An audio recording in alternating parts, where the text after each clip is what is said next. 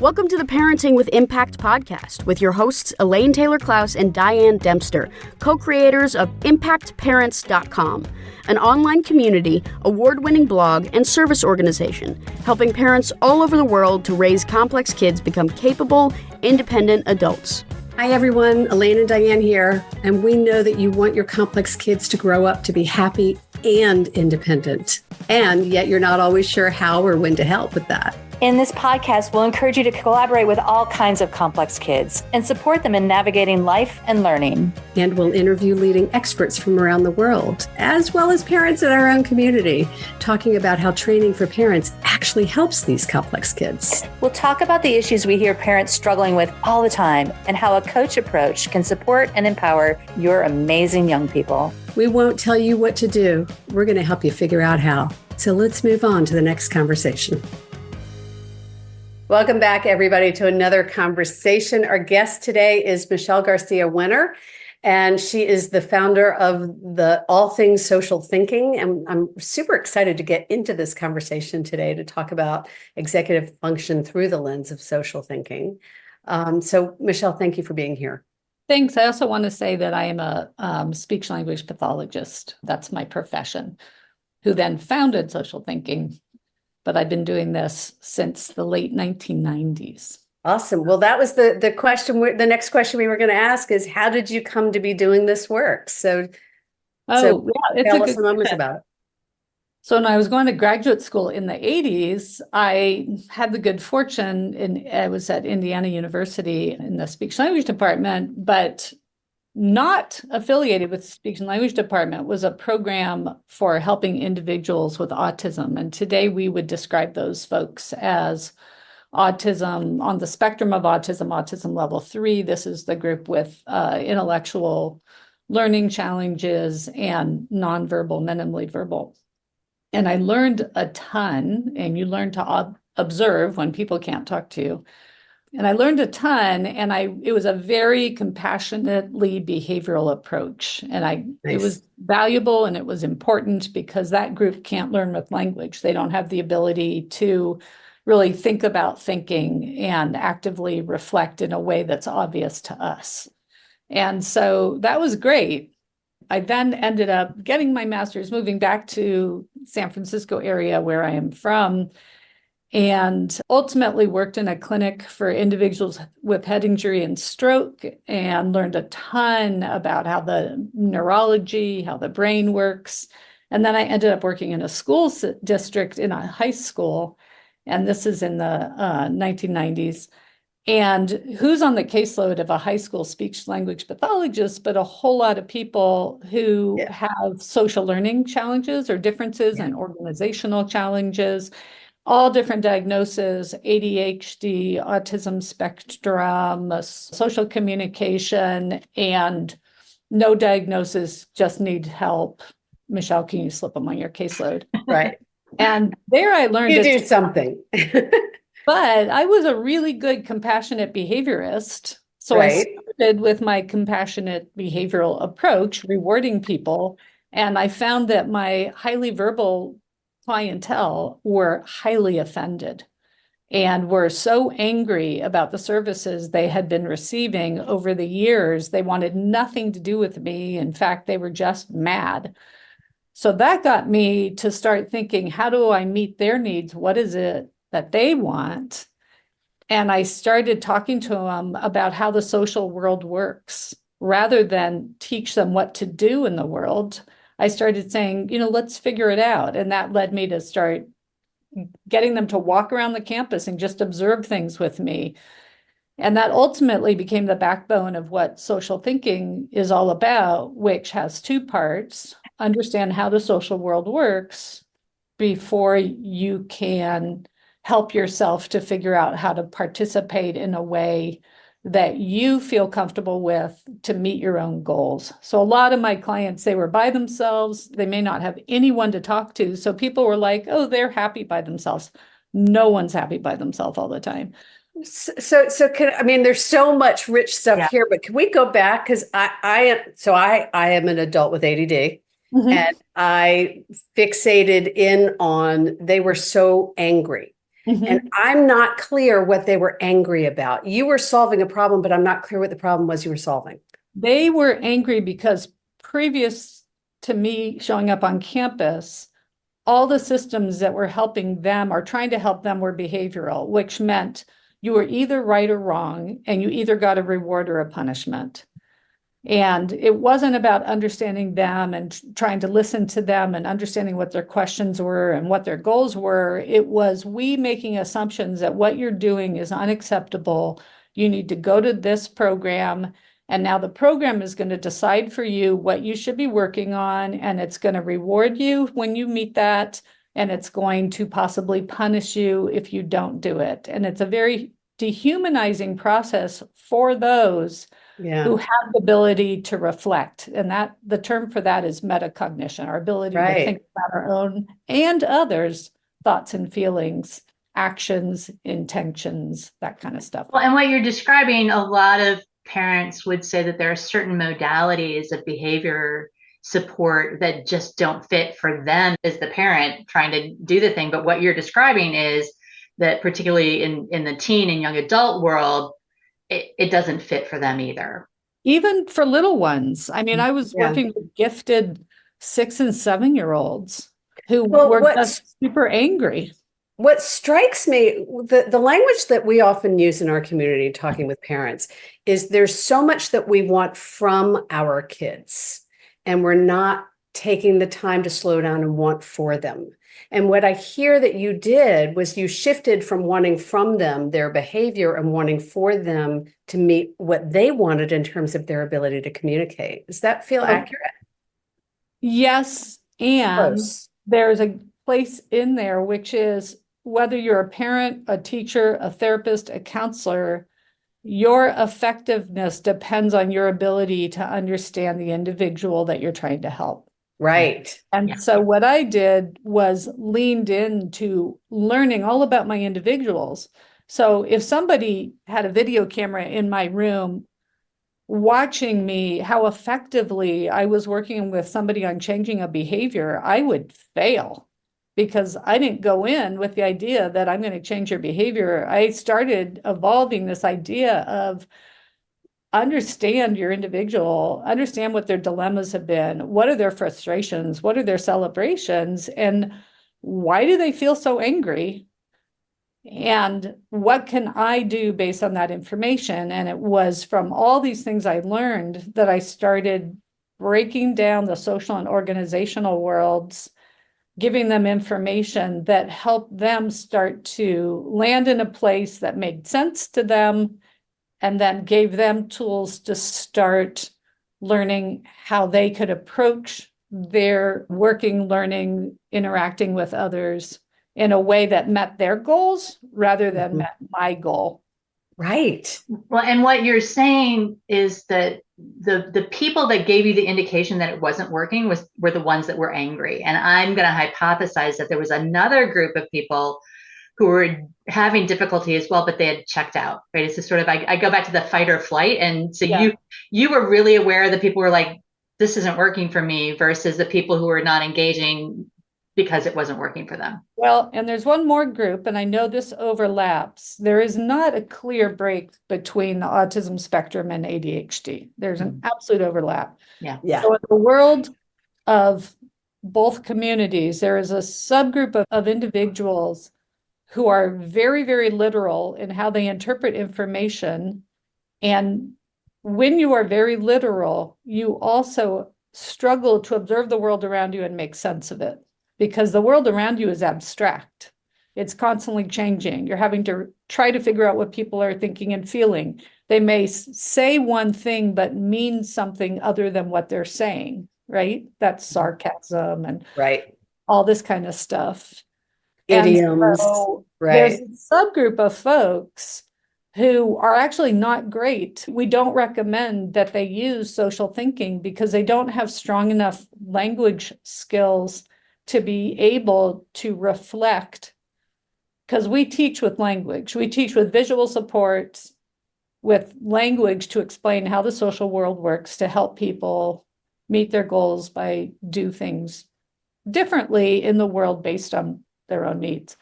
So there is a subgroup of folks who are super literal, and they often appear very spacey. Mhm. And it's not that they're intentionally spaced out. It's just the world around them is happening too quickly that they can't tune in. And so they're often reciting in their head favorite cartoons or, whatever area of interest. You might find them just kind of lost in their own world. And that's a whole different type of learning need. And that is who I used to work with and specialize in. I realized those who have strong language and the ability to reflect on what they're doing need a very different approach. And that is what kicked me into gear with social thinking. Got it. So, Okay. I mean, I need a little bit more concrete understanding of social learning and kind of what is there an example of a client where it's like, okay, we did this and we were observing that. That would be helpful for me as a background. Is this a good time to do that? Well, let's start with the point of view. I know this is big in your community. It's big in all communities, anxiety. Like all humans have anxiety. It's part of the human nature. But a subset of humans, especially those who end up diagnosed with things like ADHD, autism spectrum, borderline personality disorder, or whatever it is, they have what I call compelling social anxiety. And so they can want to do things differently, but their social anxiety just puts a big stop sign on doing it. And it's not that they don't want it, they can't manage through their anxiety. Right. So one of the things we started doing as to help for those with compelling anxiety is not keep pushing them, okay, yes, and go do something differently. Right. Right? Like one of my clients who was a teenager, went to an elite private boys' school. He would go to the counselor because he had so much anxiety. And the counselor literally took my client, who was about 16 at the time, to a window that looked out on the, for lack of better words, playground for the high schoolers. Right. And the counselor pointed at the kids and he said to my 16-year-old, look, see how all those people are interacting? Just go do that. Stop. Oh my word. And just go do that. Oh, Yeah, that no. would be useful. But that happens quite a bit. So what does it mean to just go do that? And that's where we step in and go, okay, first, none of us just go do that. We all start with observing how the social world works to be able to make sense of how we might want to participate. All of this is part of what's called executive functioning. And the key for executive functioning, the reason you're involving executive functioning is if there's a goal. Any goal-driven behavior requires you to engage in the executive functioning process. Now, those words, executive functioning, really aren't very friendly, right? They're a little intimidating. So what I started doing was like, okay, let's take these words we keep hearing out there and break them down in a way to help you understand what they mean and how you're part of how we can all work within this process to meet our goals. So with your permission, I'd like to share a slide and just show you while I talk about like, how would I define executive functioning? Sure. I think Like that'd be great. every human on earth who has self-awareness can relate to this. Love it. All right, so you guys can see that? Yeah. All right, so we can talk about using executive functions that help us with our executive functioning. So what are some of the executive functions? One is it always starts with a goal. If you can't name your goal, then you're not really focused on a process that's going to help you in the long run. If you can't name your goal and someone says, just go do this behavior, you may memorize doing that behavior, but you don't know how to apply it in other situations. So the first thing is, what's your goal? A goal is something you think about. So let's take a common problem that many of our folks face is they struggle with social initiation. They have a lot of anxiety. It holds them back.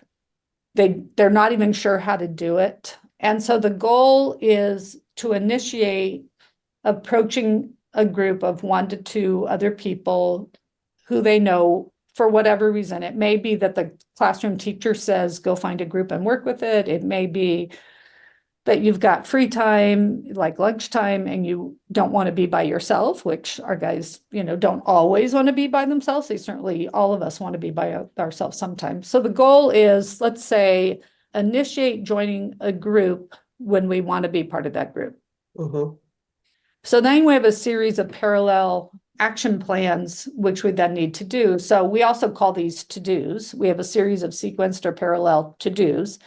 And those are the things that we actually need to do in order to meet that goal. So if you want to join one or two people, you have to begin by seeing where those people are. So there's observation. You have to physically approach the group in a way, and that involves your feet, your knees, your shoulders. We all align. If you watch people stand together, their feet, knees, hips, shoulders, head are all in alignment. If it's one person talking to the other, the way we understand we're talking to each other when people see us is we're both mirroring each other in that way.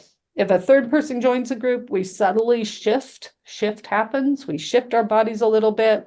So now that we're all doing that. So we have a series of to-dos that we know we need to do. We know we need to approach this group. We need to move into a distance that communicates that we want to be with people. Some of our folks stand way too far back. Or way too close, right? Or way too close, right? So figuring out what is that distance. And these are part of the things we need to do. So these are the general outline of the process that you need to do to meet your goal. But the first two steps, right now, all you're doing is thinking about it. You've done nothing differently. All you're doing is saying, here's my goal. Here's what I know I need to do. So step 3 is a huge step. Now you've got to be able to self-regulate your behavior and your feelings in order to carry out your to-dos or action plans to accomplish your goal. And that's where social anxiety can really step in and stop you. And so now part of what we would put in to-dos is working on strategies to manage social anxiety if that is a big stopper. And now we've got to figure out, okay, am I ready for step 3? I understand what I need to do to meet this goal, but can I actually do it? Well, this takes practice and it takes grace. It takes forgiving ourselves and others, all working collaboratively, understanding this is super uncomfortable. I've worked with teenagers, adults who standing within one arm's length of another person really creeps them out. So they may stand 3 arms lengths back with their idea that I want to be part of your group. Here's where I'm comfortable standing. What's hard on that is no one else understands that your intentions are to be part of that group.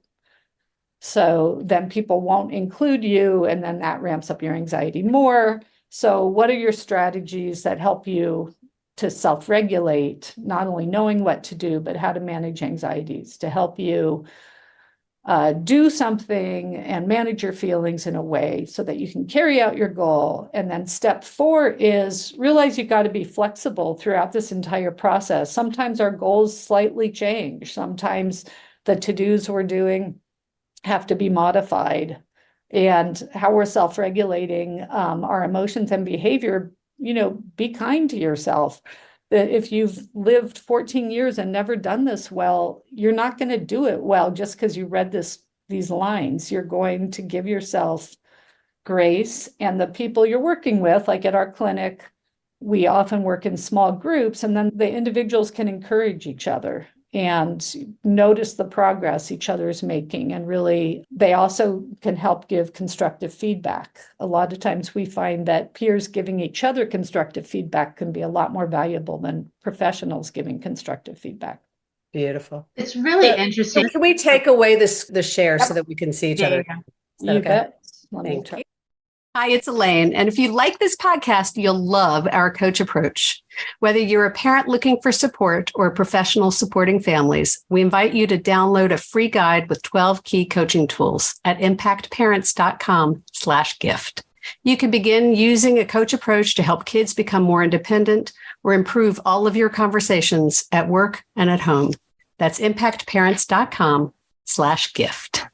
it's really fascinating. I have a couple of young adults in my world with autism, and I can absolutely see them in this process of step by step by step.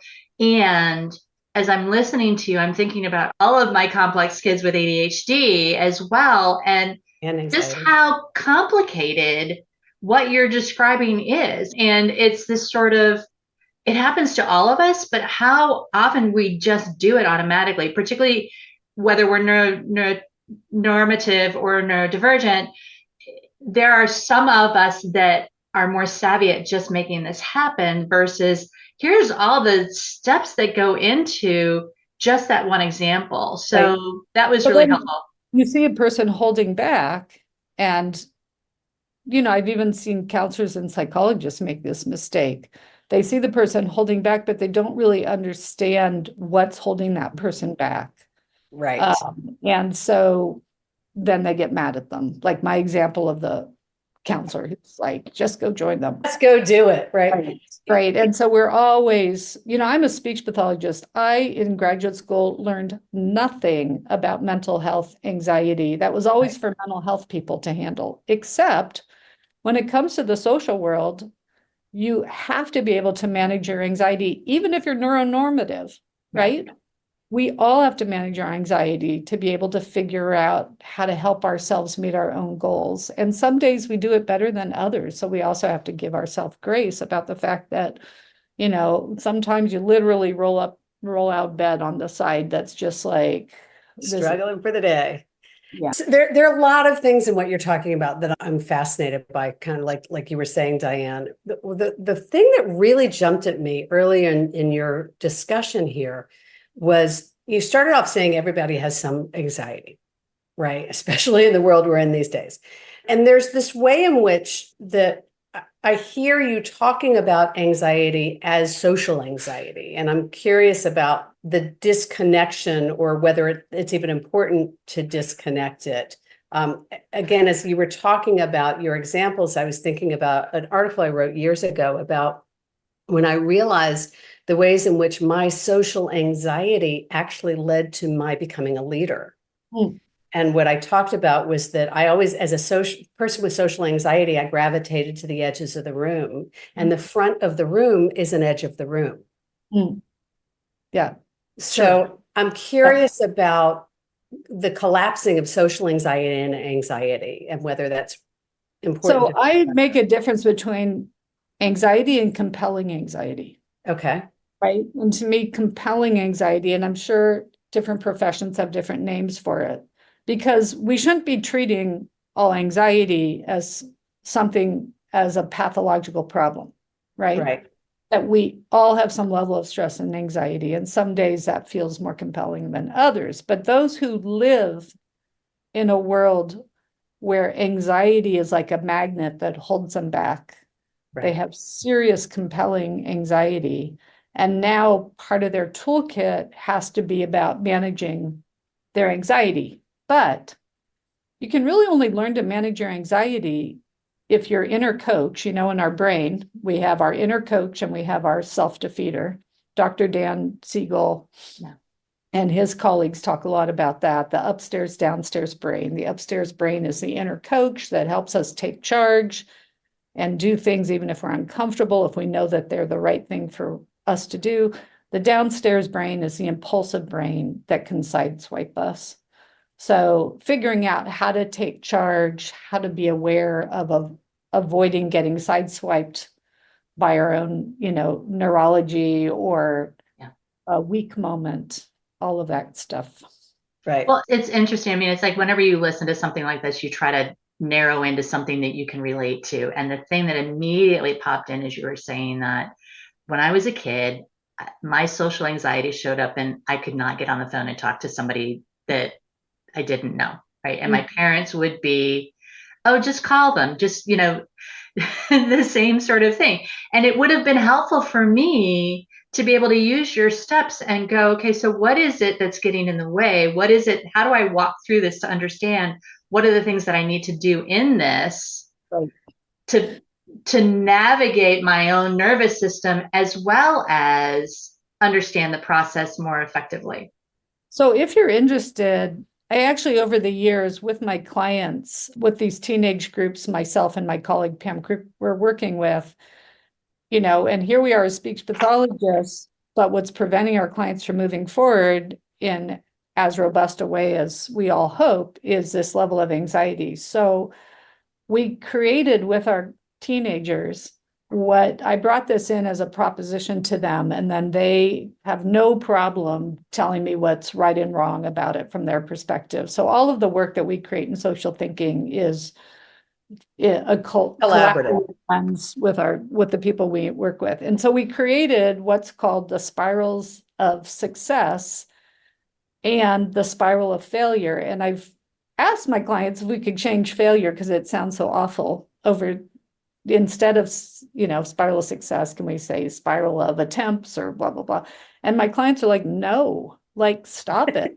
Call it what it is. It is what it is. It is. Yep. Sometimes there are mistakes made. Yep. So if you want, I can show your audience what these spirals are, but we would not start with these spirals. We would only start using them once our students are showing that they're learning about the social world, they're learning strategies, the to-dos to help them advance themselves. And then kind of that last frontier, maybe not last frontier, but a big frontier then to cross is now that I know about it, and I know that I had the ability to do it, how do I do it in a place that I'm not as comfortable? When I'm with you, Michelle, I'm comfortable. I can now do this. How do I translate it, map it to others? I'm going to suggest that we send people. I'm sure you're going to talk about your website, and I'm guessing that there's probably a blog or a webinar or something out on your website that talks specifically about the spirals. So they can just go on our website, which is socialthinking.com, and they can just go and put in the search bar spirals of anxiety. Great. And it will pull an article as well as the 2 visuals. But the big mistake us humans make is we rush to try to get to the end point. So we rush to get to, let me just show you these spirals, rather than help our folks work through the process slowly, deliberately, compassionately, at a place that makes sense to them, focusing on what it is they want for themselves, not what you want for them. So parents, that's a hard shift. Yeah. Because there's so much anxiety I have as a parent to be able to help. So yes, just go to spirals of anxiety, but also know before you start using those, there's a whole lot of learning about how the social world works. To that end, we do things like teach about your brain has a social detective, and the detective we teach about how you be a detective of what's going on. And then you have a super flexible aspect of your brain that helps you adapt behavior and feelings as needed for yourself to accomplish your goals. Awesome. And I want to acknowledge what you just said, because Diane and I, this is what we teach in our community from a coach approach all the time, is to be in the process of problem solving and don't jump to the solution. And it's so hard not to jump to the solution. But if you jump there, then you don't know how you got there. So you don't actually know how to use it in a way that really works. So really acknowledge that. To that point, what's really, really important is to realize that our social selves cannot be memorized. Like even saying hi to somebody, you don't say hi to somebody the same way every time you see them in a day.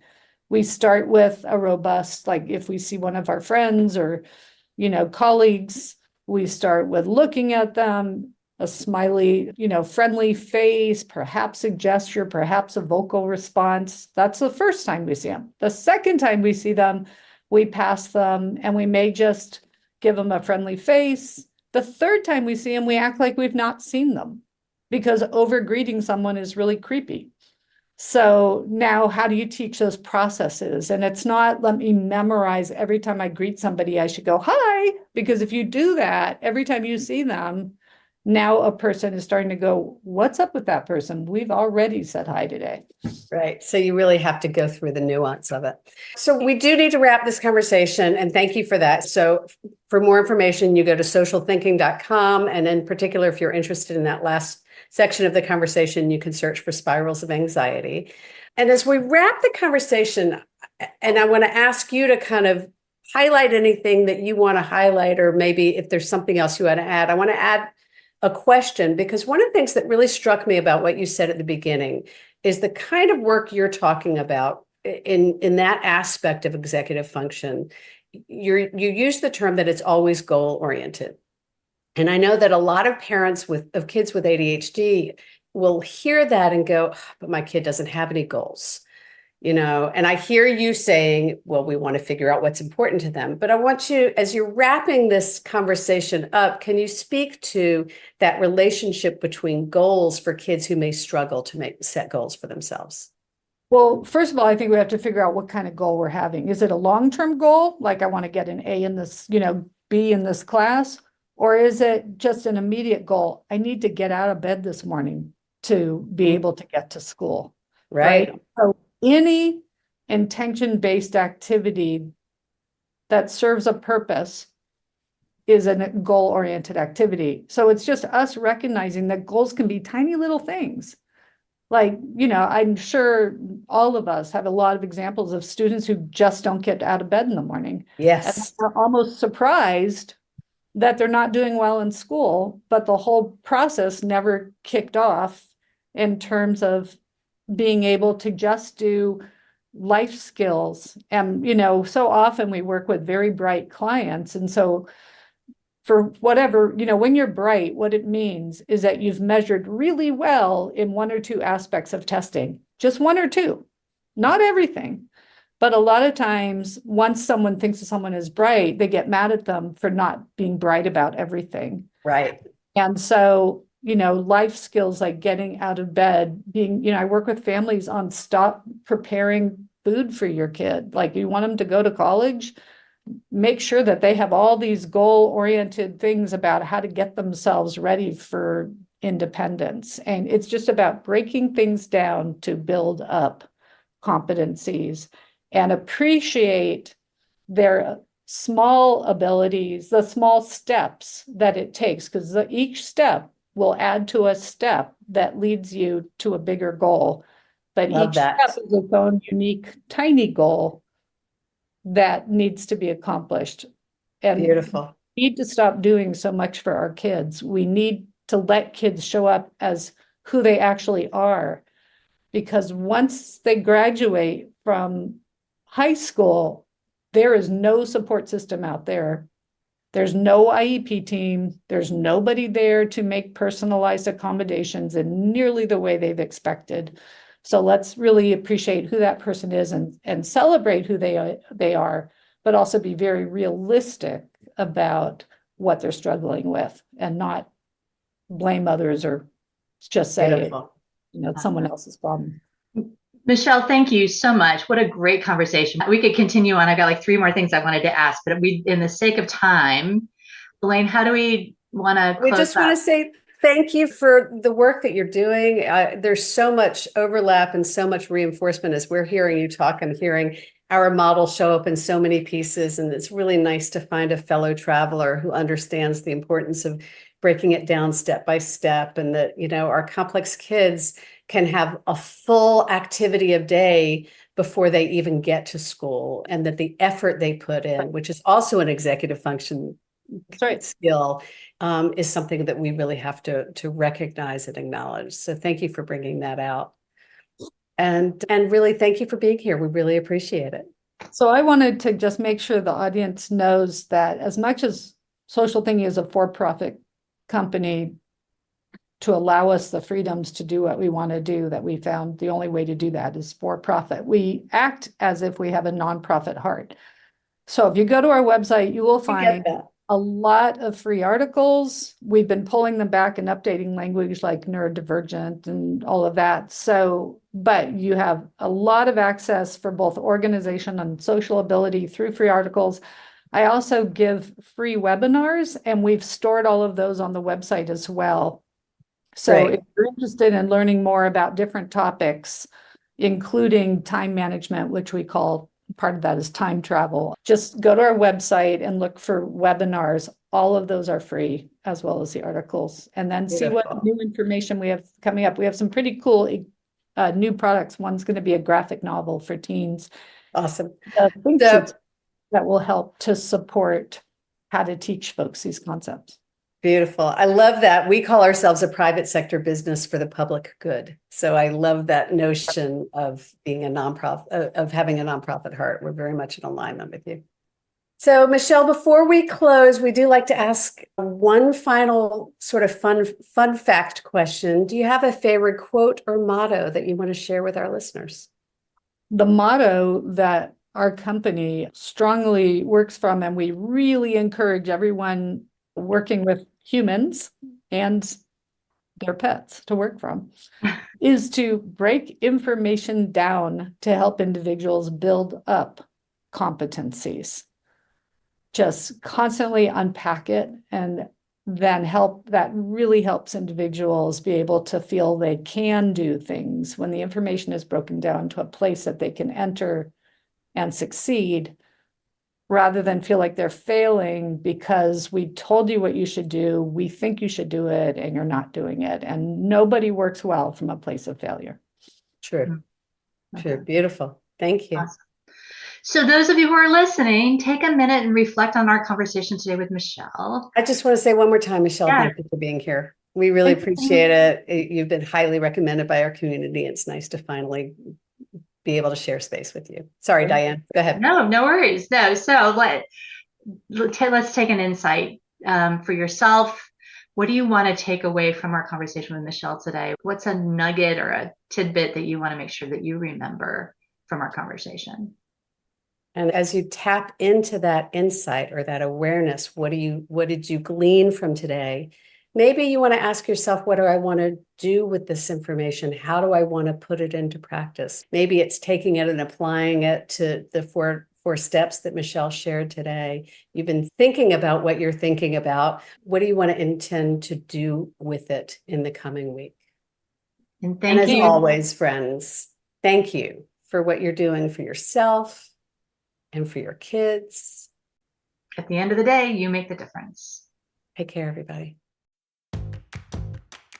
You've been listening to the Parenting with Impact podcast with Elaine and Diane. For more information on the Impact Parents community or to join Sanity School for Parents, please visit impactparents.com. If you like what you've heard, please share this podcast with friends who need similar guidance and subscribe wherever you listen to podcasts. For the essentials of Elaine and Diane's coach approach to parenting, download a free tip sheet at impactparents.com/podcast. Behavior therapy training for parents is actually recommended as a first-line treatment for complex kids. For information about Sanity School, our training program for parents or teachers, which has helped thousands of families around the globe, visit impactparents.com/Sanity School.